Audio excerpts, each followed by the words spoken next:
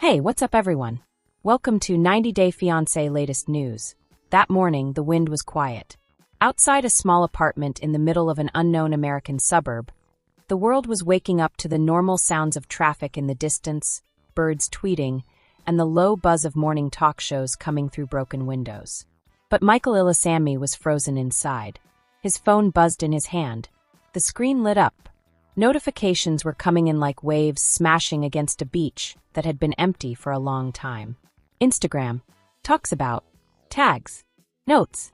His picture, his face and smile was everywhere again. The post that went viral had gone beyond its limits. It has gone from being spoken about on gossip sites to being talked about by everyone. But this time, there wasn't a fight going on. There were no images of the courtroom. No news stories about manipulation, green cards, or drama. No, this time it was different. Something that doesn't happen very often. Something real. The picture was simple. He was standing next to her. The woman who is a mystery. The name that no one knows. Her hand was gently resting on his arm, and she smiled. And in that picture, Michael felt something he had never felt before, calm. But we need to go back to the suffering to grasp how important this time is. Once, Michael believed in fairy stories. Or maybe more correctly, in possibility. He didn't dream of castles or riches when he was a kid in Lagos, Nigeria. They were easier. He wanted everything to stay the same. A family. A time in the future when his voice meant something. When Angela Deem came into his life, she was loud, crazy, and uncensored, and he thought she was being nice. He thought the sounds was love. It all began with beautiful texts and phone calls from far away.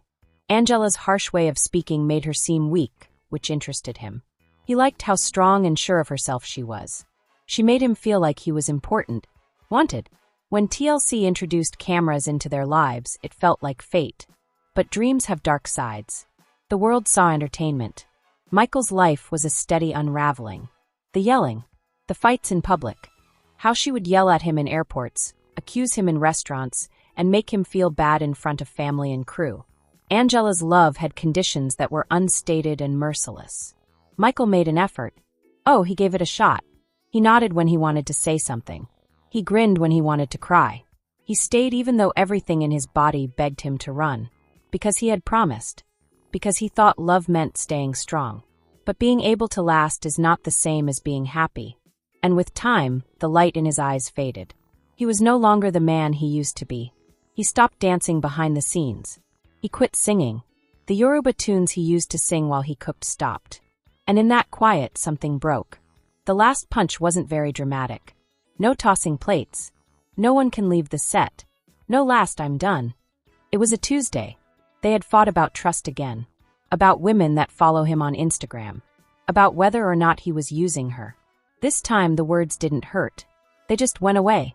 Michael stood there and watched her yell, but all he could hear was a gentle static sound, like a radio that was switching between stations.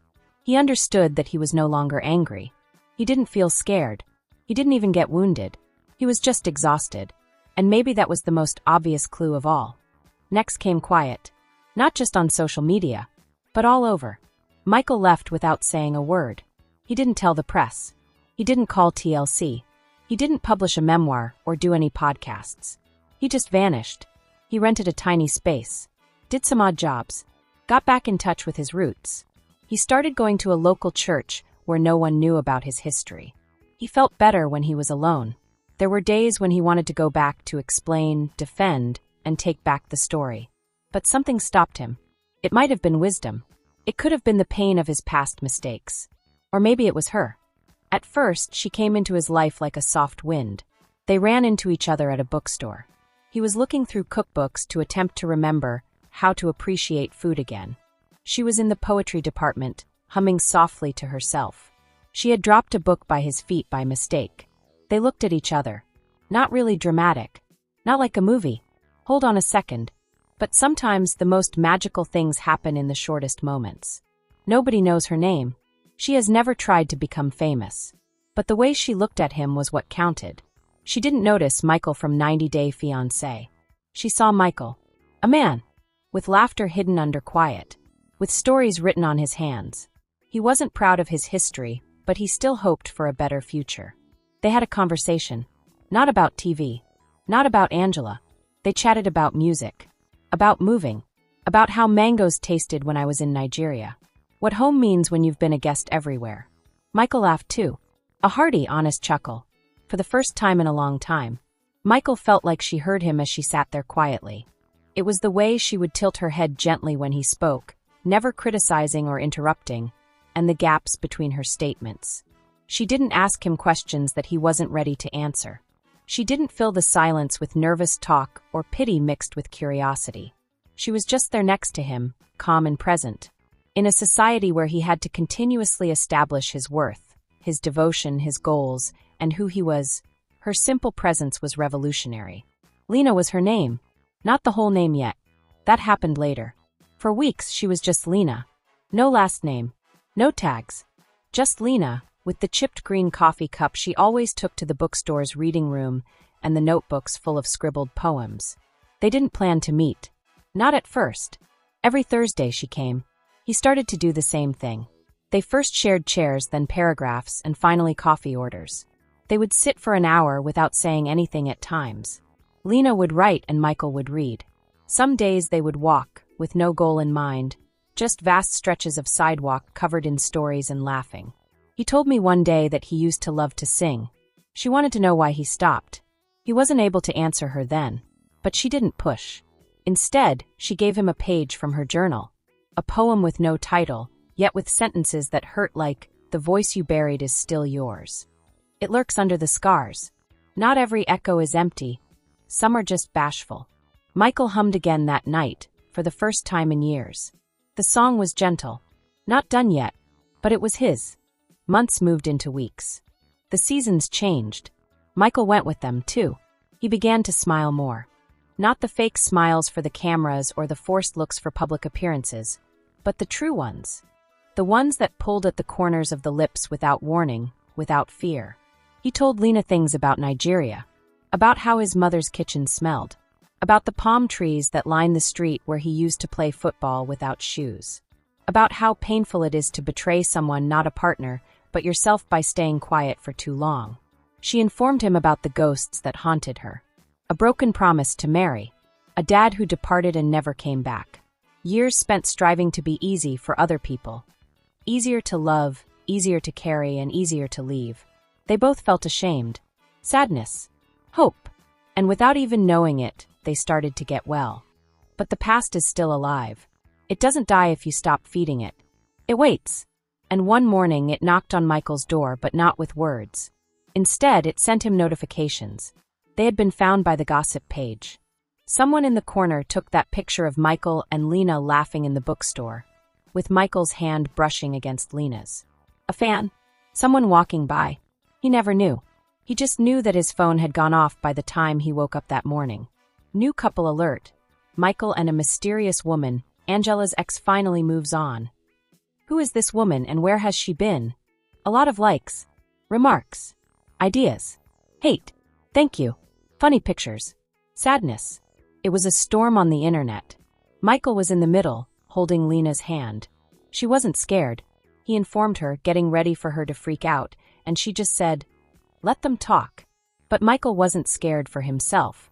He was worried about her. The web is mean. It doesn't just watch, it rips.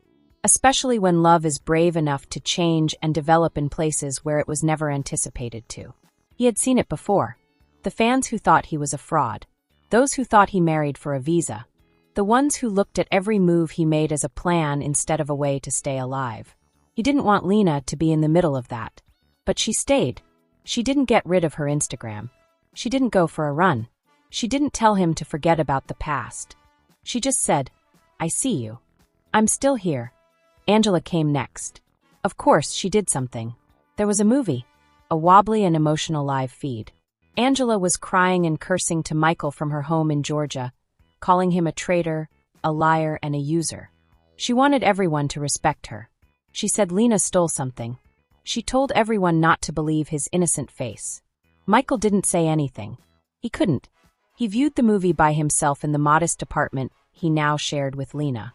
His hands shook, not out of fear, but because of memories.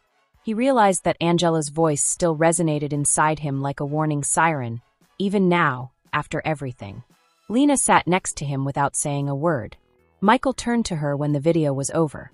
He said in a whisper, "I was never allowed to say anything." Lena held his hand.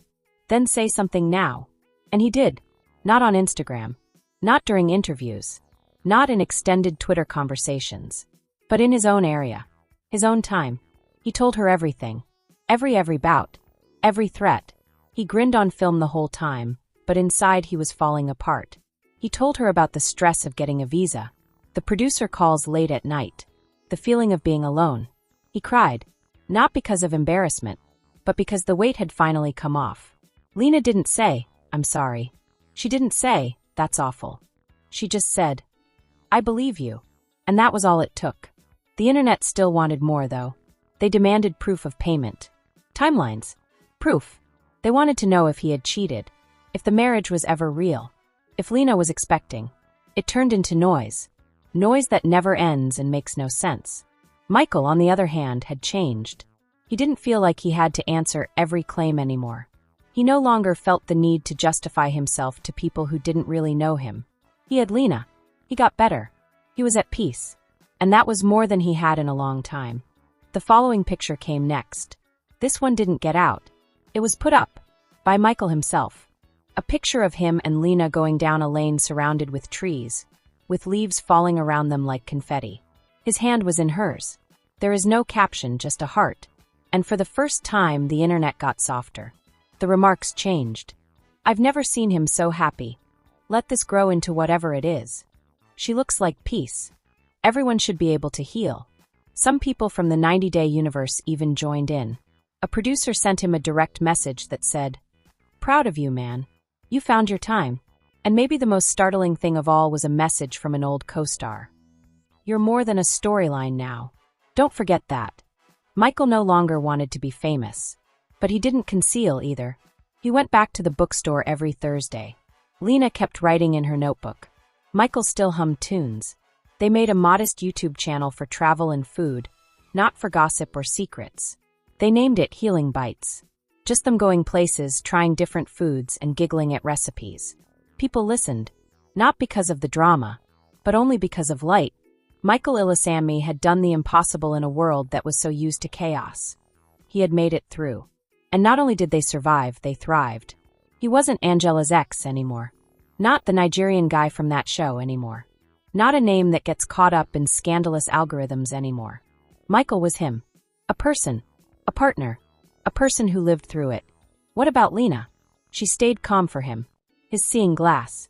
His house. Not because she saved him, but because she reminded him that he didn't need to be saved. Just a reminder. This gossip is over. If you liked the video, then give your opinion in the comment box and stay with us by subscribing the channel. Thank you.